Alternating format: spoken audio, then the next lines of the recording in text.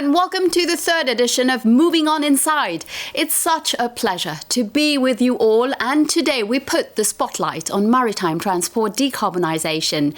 Coming up on our show today, we meet major industry players in maritime transport for an unprecedented debate on a critical topic, the necessary transition of maritime freight. We'll see who will set the pace, ship owners or the ship loaders. Movin'On and its partners from the communities of interest from Bilbao to Brest will demonstrate that regional ports also play a decisive role in the race to decarbonise. For the first Movin'On Impact Edition hosted by CMA-CGM, a special report will take us behind the scenes of a liquefied natural gas bunkering operation. And finally, we'll focus on an innovation with an exclusive look at the Wissimo success story, the inflatable wing that decarbonises maritime transport. I'm sure you're looking forward to it as much as I am. So let's welcome Pierre Rousseau. Hello, Pierre. Hi. It's good to see you. So, for this edition, I am delighted to be joined by Pierre Rousseau, who is an independent consultant, former advisor on sustainable finance at BNP Paribas. It's great to have you here today, Pierre.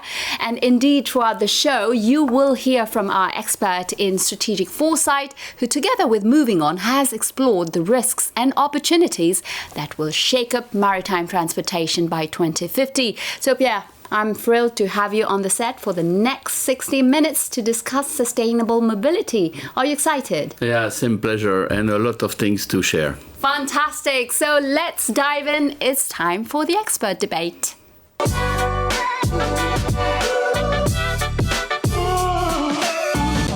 While we welcome our guests, let me probably give you some background. So while the world merchant fleet is responsible for about 3% of global carbon dioxide emissions, equivalent to the annual emissions of a country like Germany, well, if no action is taken, it could reach about 17% of global CO2 emissions by 2050.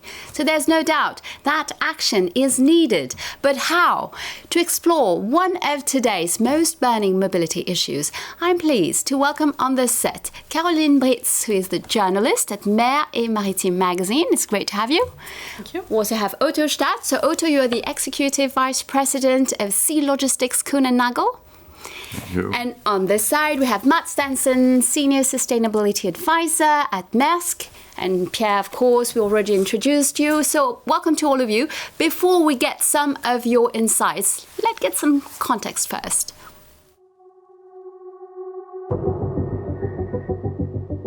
The current maritime transport market represents 90% of world trade and is at the crossroads of economic and environmental issues. While demand will triple by 2050, the International Maritime Organization has adopted a plan to reduce greenhouse gas emissions by at least 50% by 2050. A mini maritime Paris Agreement, you could say. Some sector players are already multiplying initiatives to reduce their carbon footprint, but the wide range of approaches makes it difficult to adopt a common path. Vessel design, voyage optimization, future energy carriers, carbon capture, power assistance, engine technology. The interests of shippers, ship owners and charterers diverge, slowing down the adoption of high investment projects. So, who should take the lead? Can loaders influence shipping companies' political environment? And this is what we're going to talk about and discuss with our guest today. So we know that in 2023, the IMO has to decide actually on its new objectives. So today they are to reduce CO2 emissions by 50% compared to what they were in 2008. So that's quite a plan. So do you support this ambition to go further? Maybe that's a question to everyone. Otto, you want to start? Yes, on that target, I believe it's not strong enough, not courageous enough. We believe that by 2050 we have to get the emissions down to 100%. Mm-hmm. Otherwise, we will not reach the 1.5 degree target of Paris. What about Matt? I completely agree. The current ambition of IMO is simply not ambitious enough. We need a much more ambitious target. When it was adopted in 2018, it was step in the right direction. We supported that, but now the world has changed, and the last 4 years, the focus on climate change has moved to new heights, and we simply need a new ambition now. Right, so not ambitious enough, Caroline? The thing is, you have to see that shipping is very global, so you have different pace around the world. The European shippers are quite keen, and ship owners are quite keen on going fast, but the rest of the world has to follow, so maybe that's why IMO chose this ambition, which is not, I think, what it should be more, but maybe that's why they chose, because nobody can... you have to remember that shipping is really the world around, so they have to consider people that can go fast and people can go slow, but it has to be more ambitious. More ambitious plan. Otto, you wanted to add something? Yeah? No, I think we have to look into it, who is influencing this, whether it's more the European and North American shippers in the container business versus the shippers who move bulk cargo, oil, grain, iron ore, which is a totally different set of shippers in the world. And that's why the majority of the consumer good companies, whether you talk Europe or North America, there's a need and there's a pressure to do something. And I think that's why we have to act faster in that respect, because the consumer on the street will put pressure on us. And we cannot have in 2050 still emissions in this industry, especially in the liner industry. Right. And Pierre, from your perspective, what do you think? But first of all, we see the complexity of this business because it's a global business. So majority of the other business have the ability to do it independently. Here we have to do a global vision. The global vision is important, but also it's important to associate the other business. Everybody forget about the fact that the maritime shipping is touching every single business, every single people. 80% of the trade is going through the shipping. So it has to be also a combination where the people who are using the industry, that industry also contribute to the solution. All right, but what about the different players in the industry, you know, the shippers, the freight forwarders, and the ship owners? Are they aligned? What can you say about that? I don't think all are aligned at this point. There's clearly some who are laggers. If you look at the ship owner side, not all have the same ambition level. In Maersk, we already have an ambition of being getting to zero carbon in 2040. But when you look across the industry, there's a lot who are not there. I think Otto mentioned before, there are other kinds of ships also. We are in container shipping. And there, the public pressure and the stakeholder pressure on those sectors is at a different level. But I think it's also important to say, and that's also supporting what was said before, shipping is not an isolated thing. It's part of a wider ecosystem with many different stakeholders. We see a lot of the the cargo owners who are starting to step up. We need to show there's a demand, and we believe that shippers, the cargo owners, have a crucial role to play to drive this development. They need to show there's a demand. They need to show they're willing to also invest into an industry that they use in their business. Right, but the industry is moving. There's still a lack of commitment from some of the players. What could be the arguments behind it? Any thoughts on that? I think the key issue is that in the liner industry, the big companies who move products around the world have to be ready to pay for green fuels, because we will not get green transportation for free. And that's one of the things which we don't like as a logistics company in our discussion with customers. Too many customers are asking us and said, yes, we want to do something, but we don't want to pay for it. It's changing, but unfortunately slowly only. And I believe we have to be ready, and customers have to be ready. We all have to be ready to pay for green fuels. We will not get it for free. Caroline, what's your... That's I would say it's always a problem of chicken and the egg, because if we want to reach these very ambitious targets, we have ship owners. Ships have to get new technologies, have to get new fuels. And this is now, everybody's looking for this silver bullet, and we don't have it. We don't know exactly what could be the next fuel. But if this technology has to go forward, if we want to have new technologies, everybody has to chip in. Not only the ship owners, also the shippers, also maybe the ports, maybe the state, maybe the European Union.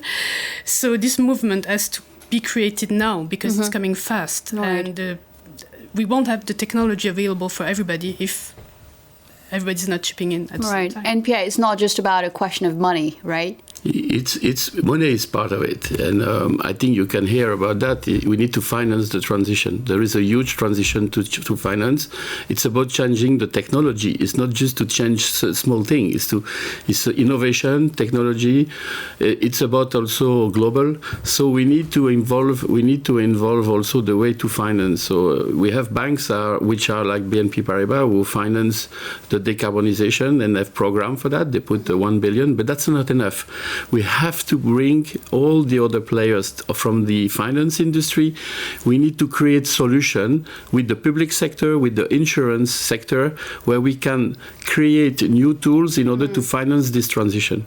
And if the corporates who are in charge of that business need to put some skin in the game, as we say, to show that it works, because they know their business, they need also to feel that the public sector and the private finance is behind them in order to support them. All right. So now, what are the necessary transitions that are actually needed, to move forward and to reach the objectives? Maybe, Mats. Yeah, it's a combination of different things that need to happen. There's a technological side. The technologies are actually known. It's not we need to invent a new technology necessarily. We actually have technologies that we know. They are not brought to scale. They need to be refined. We need, of course, also to further work on the technologies. But the technology is known. But that's only one aspect. We need the fuels.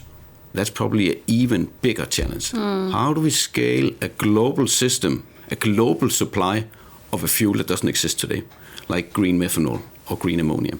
That's a major challenge. And that goes way beyond our industry. And because we are not a fuel producer, right? We need others to do that. So, and I think that's talk for what was also said before, that it's part of an ecosystem. There are many different stakeholders that need to play their part in this. I just mentioned two, right? Technologies, fuels, energy, but we also need regulators to support it, because it will cost money. Can we get the price down with subsidy from governments, for example, or from regulatory bodies, or through IMO?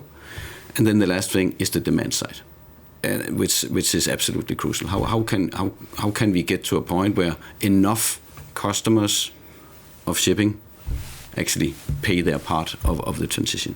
Arthur, you'd like to build on that? Adding to what Matt said, I think the regulator plays an important role here, and I believe personally we need higher CO2 taxes for shipping, because that would force the transition also. And the good news is, even if you have a very high CO2 tax per $300, $400 per ton of CO2, it's per container, per product moved in the container, per pair of shoes. If you move a shoe from Indonesia to Europe or to the US, the CO2 tax or the green fuel, the more expensive green fuel per shoe is so little. And that is, I think, the thing which we have to educate the consumer, because it will, liner shipping today, although it is consuming carbon fuels, it's still one of the most greenest transport modes compared to other transport modes. And we could forget it for little money per product. We could get it green. So it's an educational process, and we have to get the regulators behind it. Right. And Caroline, you agree from your observation position as a journalist, so you see the transformation of the industry. So what can you add? I wanted to say the educational process of the final client, because you see that we're talking about new technologies, new way of navigating, but also I think the consumer has to understand that maybe if you want to lower the CO2, maybe if maritime has to be a little bit less polluting, maybe it has to slow down. Maybe we were used to have a container ship going really fast and everything going really fast.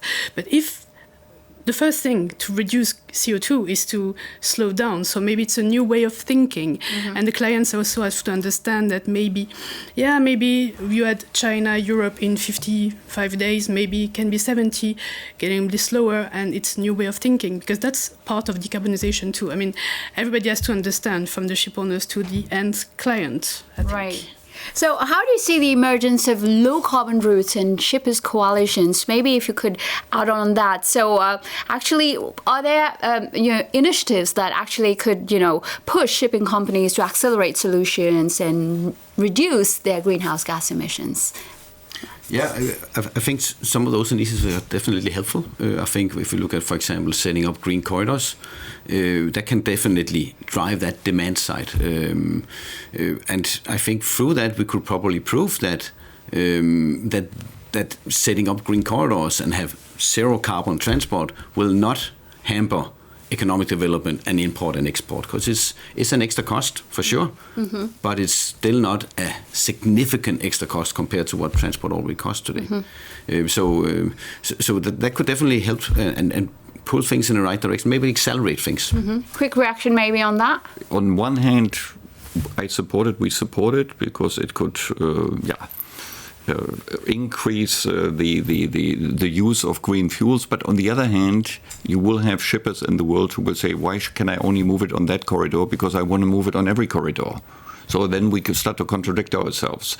So that's the question, because if you only do it in one, it will be a problem, because if you find supporters in the industry who say, I would like to move all my product worldwide with green fuels, I'm prepared to pay for it. So that's where we have to come up with a solution. And I think there are solutions in that respect. So it's good on one hand to have a green corridor, but on the other hand, we have to be careful that we don't restrict it only to that corridor then.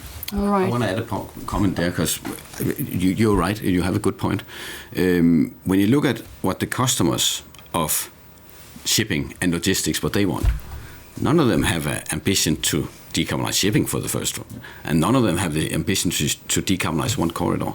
They have the ambition to decarbonize everything they do, all of logistics. Maybe we can use corridors to scale things. I think that's the way we can look at corridors. But we should also look beyond shipping, right? Yeah. What do we do inland?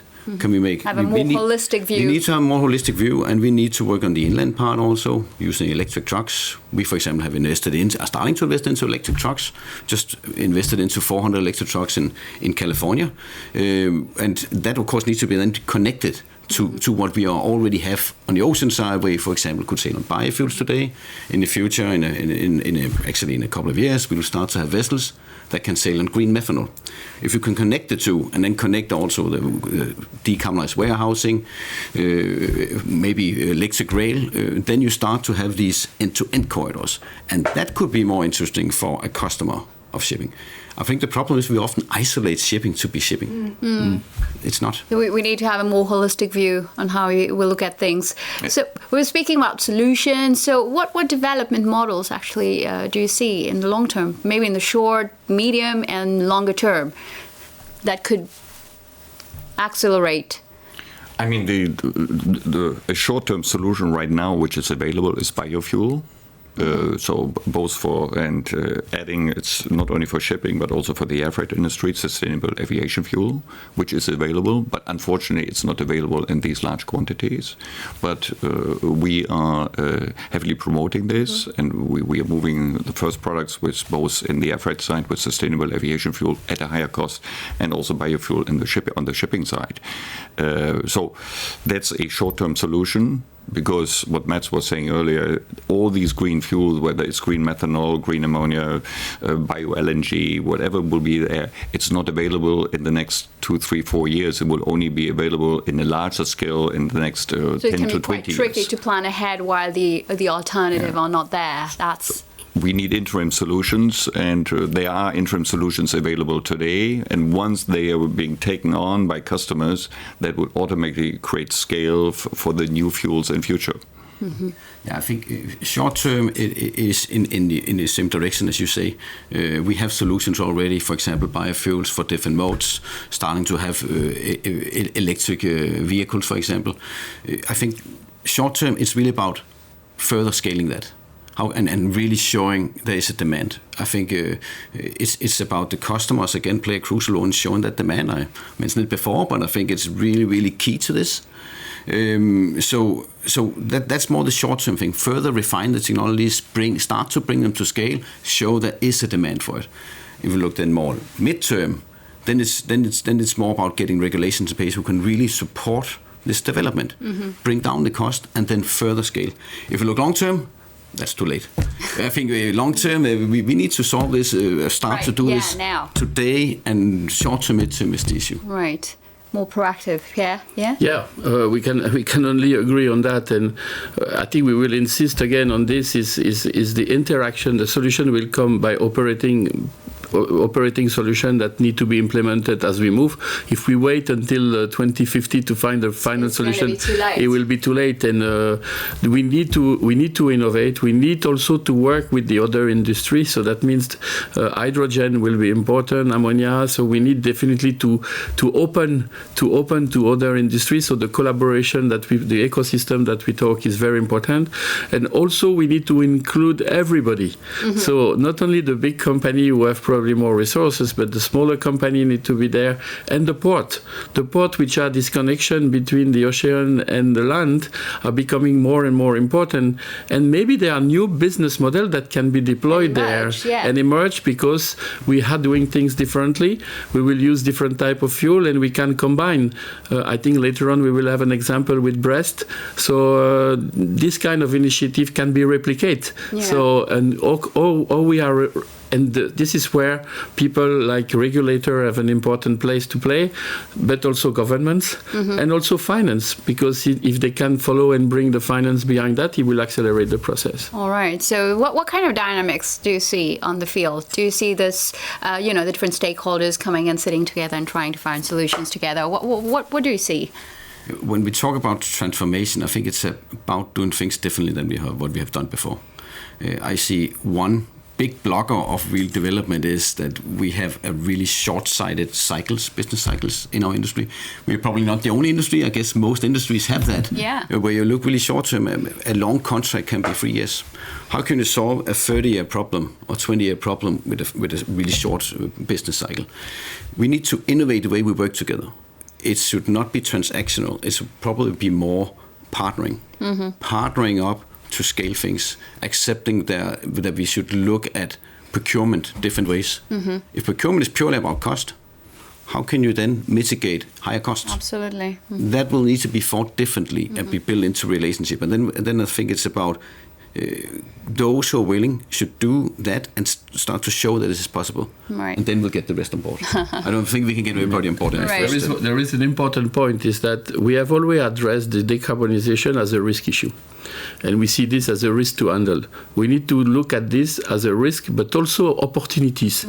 And I think this is where we have to accelerate. This will create new job, new kind of industry, new type of. So we need to think about new business model, not only just new technology, new business model. We need the technology, of course, and that's what will probably be the one where we can start to collect all the resources needed. So there need to be this shift of mindset. Maybe Caroline, if you can. Yeah, I was thinking shipping has for a long time been isolated, be thinking like a silo. The ship was sailing and there it was.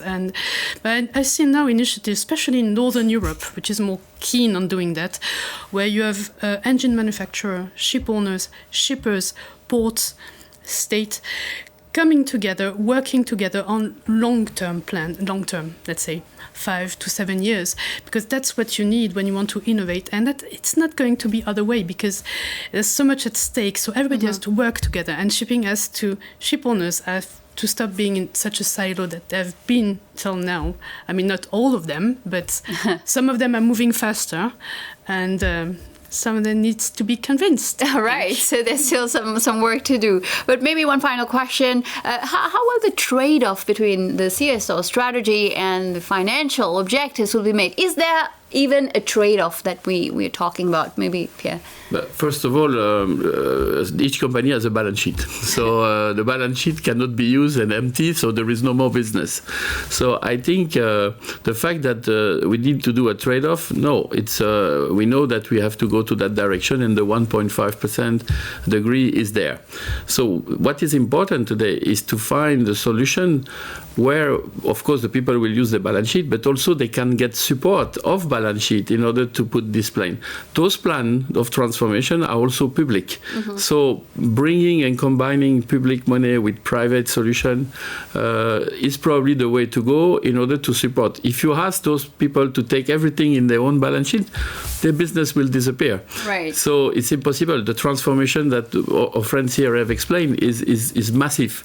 So they need to have a way to transit, and after we need to create not only financial product but financial solution in order to help this industry to go to its transition. All right. Matt, do you agree? Yes,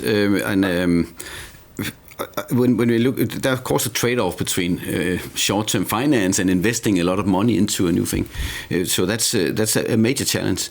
But we can also see that I think actually investors play a big role here, because there's more and more focus on investors on ESG ratings, meaning environment, social, and governance ratings, and that suddenly means that the financial officer can see in your company okay, if I actually improve this, I can get better access to finance. I can get lower interest rate. An example is we issued bonds, green bonds, to fund our new green vessel that will sail on methanol, and that was heavily oversubscribed, and we got the lowest interest rate ever. It's a proof point that something is happening in the investor. Yeah, but that's great. I would say when we talk about trade-off, I think those companies who embark on a green transition earlier will in the end also have a competitive advantage in the market towards a consumer, to whoever they sell a product in this transition. And they have to be courageous to do this. But I believe in the end, the consumer, and we have to become more transparent. There's one problem in the shipping industry. It's still very few people outside of this room here. It's a very introverted industry. The consumer doesn't really know what is going on there. It's not very transparent. If you ask the consumer how much CO2 it means to move a product, an apple from New Zealand to France, nobody really knows this. So once we make this more transparent, and then if somebody in this industry says, I move it green, then I think he will have a competitive advantage, and then the financial, they will be automatically even a positive trade-off. And we have to come to this point. We are not there yet, but I believe this will happen very soon. Right, and this is what you... I think we are aiming, we are actually going towards that. I think we can see that many of our large customers today are willing to pay extra, pay a premium for a green service. Not enough yet. We need to have more. Yeah, but we are in the right direction, right? You can mention companies like Electrolux or Nike or Levi's who are starting to put money into this. And with that, then I think that we just need a bit more, but it's super good to see that it's finally starting to happen.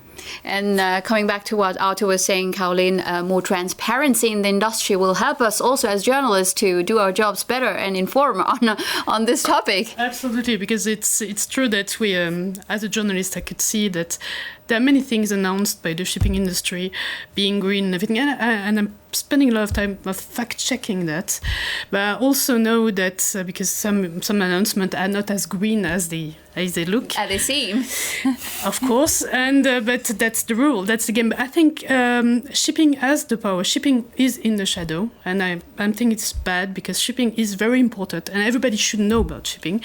And I think everybody's impacted by it. They don't realize it. That's the thing. And this green transition could be the opportunity of shipping to be seen as an example, and because shipping has the power to create new technology because it's massive. You have so many ship owners, so many ships, the industry is massive. So it could be now a locomotive for innovation because it has the power. So I think maybe this transition could be the good timing for ship owners and shipping and all the industry to set the example, to be the good pupil. Fantastic. So I think the future looks bright. There are lots to do. Thank you all for your insights. It was great to have you on set. Well, that's it. It's time to close the debate. It was an exciting discussion in so many ways, as you've seen. Thank you to all for sharing your experience and views on this very critical topic. While combining existing operational solutions with an ambitious long-term strategy would therefore be the philosophy for carbon-free maritime transport. Several players have already taken advantage of LNG to build a zero-carbon future. And the first edition of Movin'On Impact, hosted by CMA-CGM, was an opportunity to highlight this collaborative initiative, an LNG bunkering operation. But what is LNG? What does it mean in terms of infrastructure? And how does it shape the future? The answers lie at the heart of the port of Marseille-Fos, where the maritime industry is transforming daily to create a more responsible international trade.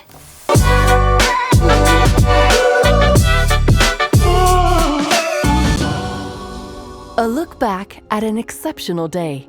July the 8th, 2022 was the first Movin'On Impact event satellite co-powered by CMA-CGM dedicated to scaling up renewable synthetic fuels for a carbon-neutral future. It was a unique opportunity to demonstrate on the field in Marseille and the Mediterranean basin that fuel innovation projects come to life. A collective approach with 3 committed partners: CMA-CGM, TotalEnergies, and the port of Marseille-Fos. Deep dive into a unique live liquid natural gas bunkering experience. A major technical operation. We are dealing with cryogenic fluid and gas, so we need to have a lot of requirement in terms of safety, first of all, to organize the ship-to-ship transfer. What does it mean? It means that when you see a bunkering vessel like Gas Vitality bunkering CMA ships, it started already 5 or 6 years before to have all the standards harmonized, developed with the local authorities, with the ports, with the CMA, with the ship owner, and with the class society. So it's a lot of preparation of technical work which you don't do for conventional fuel. Due to the very special nature of LNG. But also risky. What is very specific for this operation, you are working with product LNG at a temperature of minus 160 degrees. So you have very be careful and you have to work on a safe and smooth operation. A genuine tour de force from key industry players. There are actually many players involved in the supply chain. So you have the local authorities, the ports. Of course, we have to deal and coordinate with our own vessel, the bunkering vessel, the Gas Vitality. So is there a crew, there is a company behind who is operating, there is the ship owner who has the responsibility of the vessel. And finally, you have to deal with your customer, CMA-CGM in this case, because there is a lot of and many cooperation and collaboration to synchronize between the arrival of the vessel, when the vessel is ready, the container vessel, so that we have to bring the molecule at the right time. So there's a lot of actors, players around this ecosystem, which is quite complex, and we need a very close cooperation between all the actors. Because the energy transition in the maritime sector is accelerating. LNG is very important for the energy transition because it is a transitional fuel that opens the door to biomethane, synthetic methane and e-methane. Those are the same molecule, but the last ones are from a renewable source and will enable us to achieve the net zero carbon for shipping.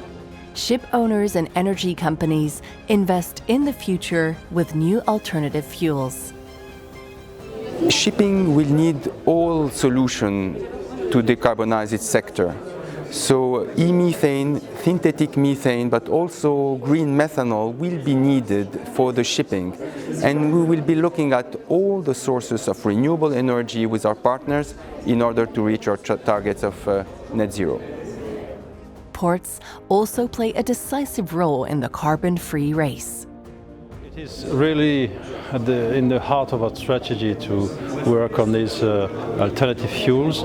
This implies much more in terms of ecosystem on the port industrial zone, namely working on producing green electricity with windmills, with onshore and offshore windmills, producing electricity with the sun, with the photovoltaic solar panels, and last but not least, to build an ecosystem around hydrogen. Of course, we will need huge amounts of hydrogen around CCU, carbon capture and reuse of carbon, which combined with hydrogen allows to organize e-fuel production.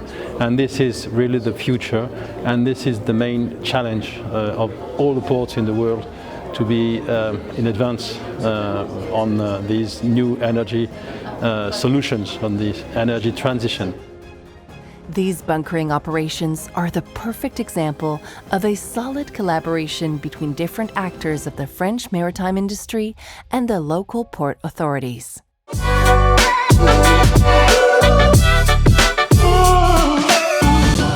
Well, thank you to Moving On partners CMA CGM, Total Energies and the Port of Marseille-Fos for opening their doors to this initiative.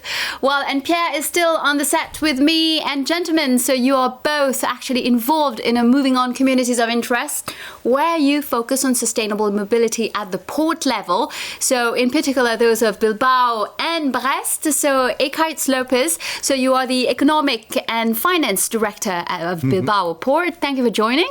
Thank you very much. And we have remotely joining us Christophe Chabert, the CEO of Société Portuaire Brest-Bretagne. Hello, Christophe. How are you?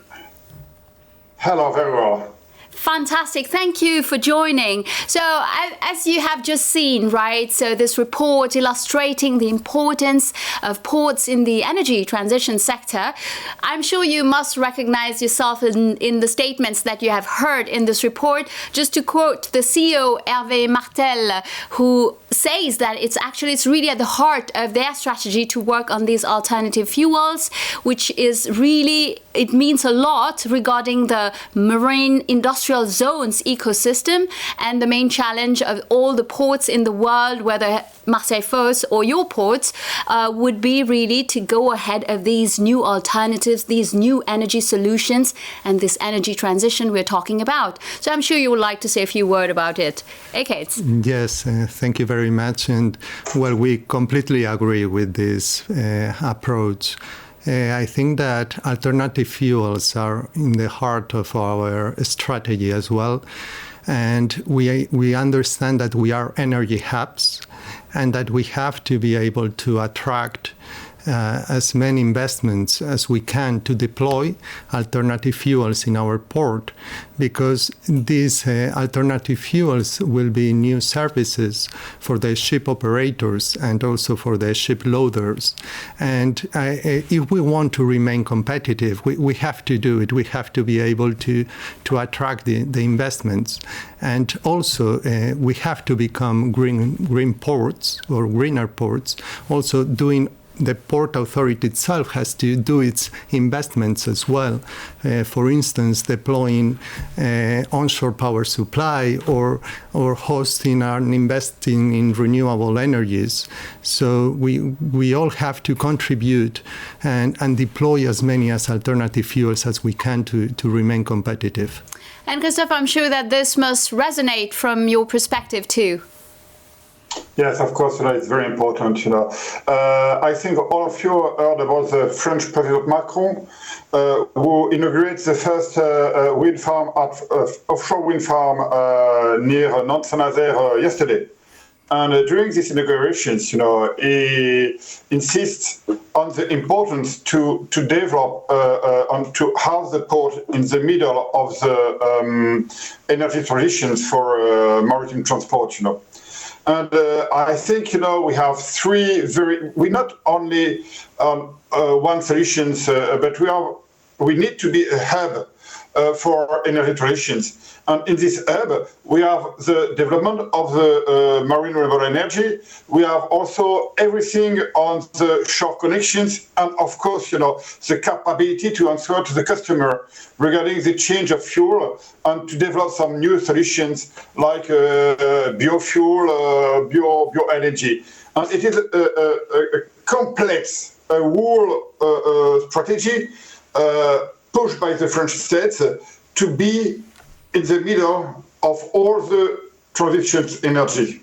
All right, and Pierre, I'm sure this is what exactly you were saying earlier on, is like the strategy have a holistic view of how to bring everybody together to accelerate this transition, and the role of the ports are quite key. Yeah, exactly. And here we talk about the energy transition, biofuel, alternative fuel. We can also talk about the hydrogen.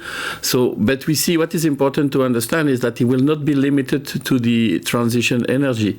It will create other services also. It will be a center. The port are becoming center of innovation. The port are center. They will provide new services. Electrification of the port also will recalibrate the center and the link that we have between the ocean and the land.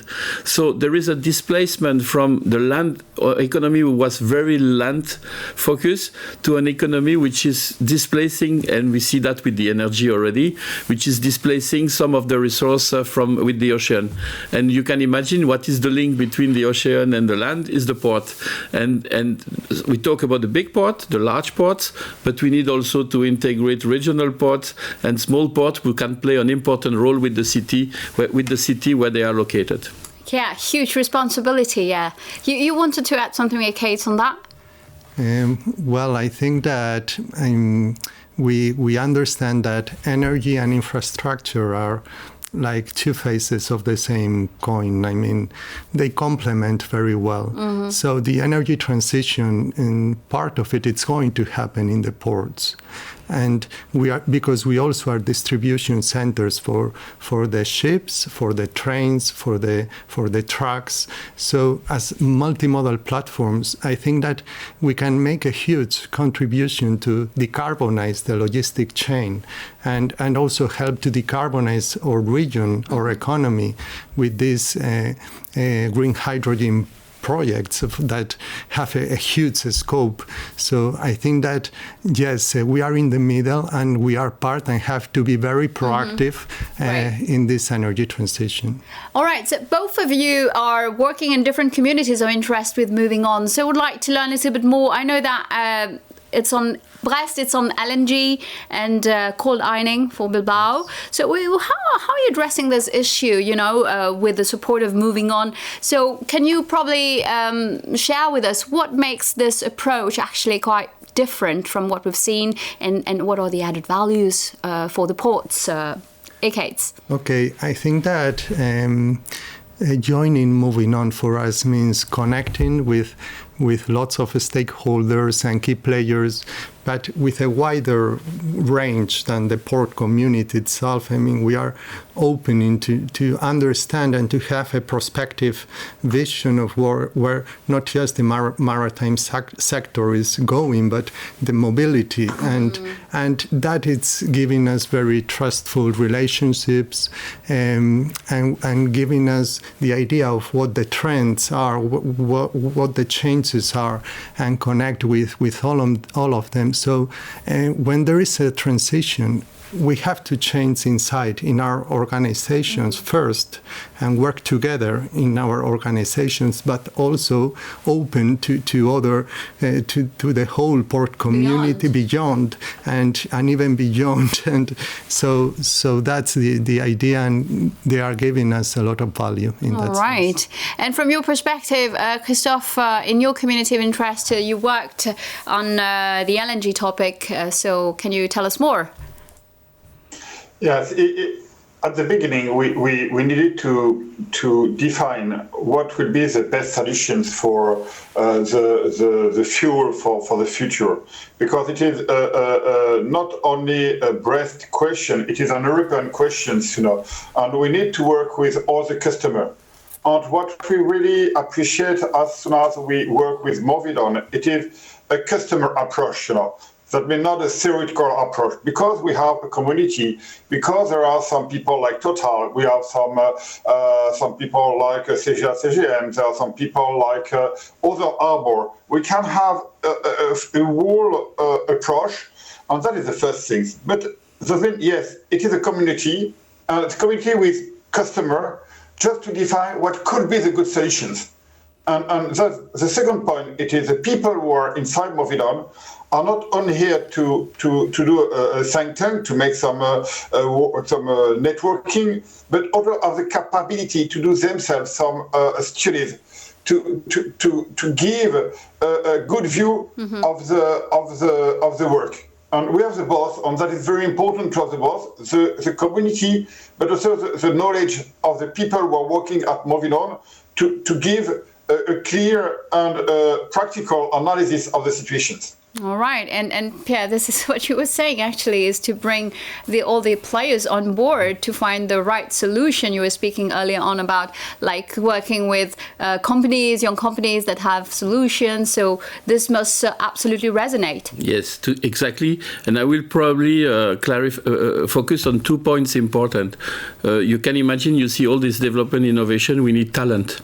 So attracting talent will be extremely important. So be part of a group like that will also give the opportunity to show that the new opportunities and so attract new talents. And we talk about it attract also investors and financiers. So being part of all this group of community create also a credibility to the project, because he has been reviewed, part of a community, part of the ecosystem.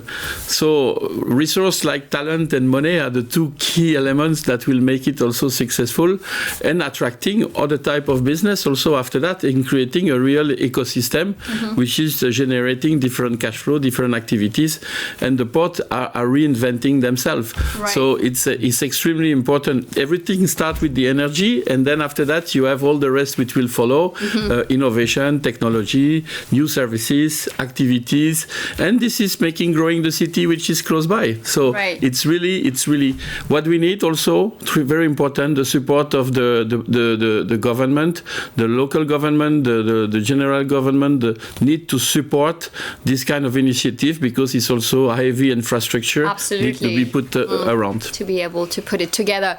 Well, I think that's all the time we have. Thank you to all three of you for this enlightening insights. Thank you, Pierre. Thank you, Kate. Thank you, Christophe. And again, thanks to the committed organizations and key players. Movin'On communities of interest are moving from ambition to action.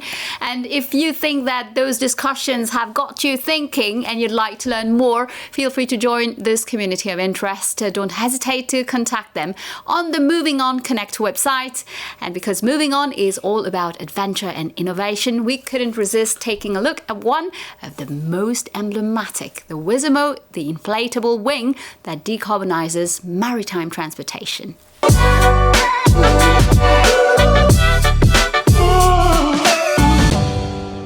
1 year ago, at the Movin'On Summit 2021, the World Summit on Sustainable Mobility, Michelin revealed an amazing innovation on an unexpected field, the maritime transport. It's a new technology, a wing called Wizamo, engineered by Michelin and powered by wind. And as we know, wind is a free, universal and inexhaustible source of energy. The Michelin Wizamo teams have left the volcanoes of Clermont-Ferrand to be here in Nantes, in this famous place called The Brick. So let's meet Gildas Kemener. He's the new leader of Wizamo and he's working here. Hello Gildas. Hello Antoine. Thank you for having us here today. So we are in a very symbolic place in Nantes. You are the new boss of the Wizamo team, but can you give me some information about your wing, about your innovation? Sure. It's a system made of a telescopic mast, an envelope inflated by a low air pressure, and it makes a specific shape which is very powerful in terms of aerodynamics. It's also fully automated, so it makes it very easy to use, and so it can be installed on barely any kind of ships. Interesting. And why did you decide to move here, to settle here in Nantes? Nantes is a perfect ecosystem for maritime transportation. Here in Nantes, we can develop the Wizamo solution much faster because we are very close to our ecosystem, our suppliers, our, let's say, specialists, and our customers. If I want to see your wing today, what can I do? You can go to La Rochelle, where you could visit Michel Desjoyaux, the French navigator. Yeah. He has been helping us to design this wing. He is a great expert. He is also an ambassador for us. Thank you very much, Gildas. You're welcome, Antoine. So let's go to La Rochelle and let's meet Michel Desjoyaux. Bonjour Michel Desjoyaux. Bonjour Antoine. Merci beaucoup de nous accueillir sur votre bateau. Donc c'est ça, cette aile Wizamo. Oui, ça c'est la partie fixe en bas. C'est pas une aile qui vole, c'est une voile épaisse gonflable et surtout elle est totalement automatisée. C'est ce qu'on appelle un moteur à vent. Donc jusqu'à présent, l'aile a été utilisée dans des conditions plutôt simples sur un lac. Là, elle va être utilisée en mer dans des conditions un peu plus difficiles. Oui, elle a été installée sur le lac de Neuchâtel à côté du laboratoire de recherche de Michelin. Et donc maintenant, on est en Atlantique avec de la mer, avec des vents plus forts, avec des vents plus variables. Et ça fait partie des tests qu'il faut qu'on fasse pour rendre le système encore un peu plus robuste et en tout cas vérifier qu'il remplit sa mission. Et puis aussi de pouvoir le montrer, on est dans un bassin où il y a beaucoup de plaisance et d'activité économique autour du nautisme, ici, comme ici au Grand Pavois La Rochelle. Et vous attendez quoi de ces tests précisément ?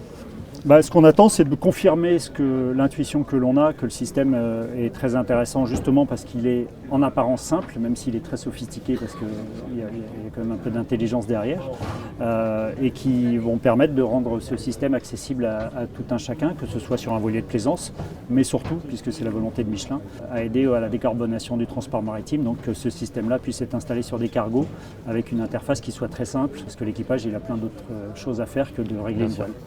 Pourquoi vous avez décidé de devenir ambassadeur de Wizamo ? Quand vous faites de la course, vous êtes une machine à optimiser. Moi, j'adore la techno, donc là, je suis bien servi. Et puis, le transport maritime, il y a 150 ans, c'était à la voile. Moi, je trouve logique qu'on remette un peu de voile sur les bateaux de transport maritime. Et c'est aussi ça qui m'intéresse, c'est de me rendre utile et d'apporter à Michelin et à ce projet Wizamo mes compétences, mon expérience, mon point de vue, tout simplement, pour une cause qui est quand même qui nous intéresse tous. Merci beaucoup, Michel. Merci, Antoine. En parlant de transport de marchandises, on va justement rencontrer Jérôme Navarro, c'est le directeur général de la compagnie maritime nantaise qui a conclu récemment un partenariat avec Wizamo. Hi Jérôme Navarro. Hi Antoine. You are the CEO of the compagnie maritime nantaise, which is a part of Sogestran Group. Give me some information please about the partnership between Michelin and your company. I've discovered that Michelin was part of our client. What you have to know is we have a vessel that we are chartering to a French maritime company, which is Brittany Ferries. And one of their charger is Michelin. So the client of my client are my client. So Michelin is one of my clients. Secondly, we were very interested in the solution they were proposing with Wizamo initiative. So when I discovered that solution, I wanted to dig into it to see exactly what they are proposing. And since the first meeting that we had with them, we discovered what? A lot of similarities between Wizamo, Michelin, Maritime Nantaise, Sogestran. First of all, two French companies, very oriented toward the industrial market, with value, with common values, and really interested into having an impact on decarbonization of the transport. What are the objectives of this partnership? It's obvious, but we want to test the sail, the 100 square meter sails, into a very icy environment, very demanding environment. We want to test it on board a merchant vessel with a commercial pressure. If the test proves successful, what's coming next? Whatever the result, we will gather experiences, data, which are very important to improve the building process, to make the cell robust at the right level we need. And then, after that, we are, and I am, and the company is really eager to see how we are going to scale up the size of the sale. It's something that we want, and it's something that we need jointly between Wissamo and us, like everybody on the sea. We need to see, and we need to have wind assist solutions that are improving our way to sell. So this is just the beginning for you. Yes. In this great adventure. Thank you very much, Jérôme Navarro. You're welcome, Antoine.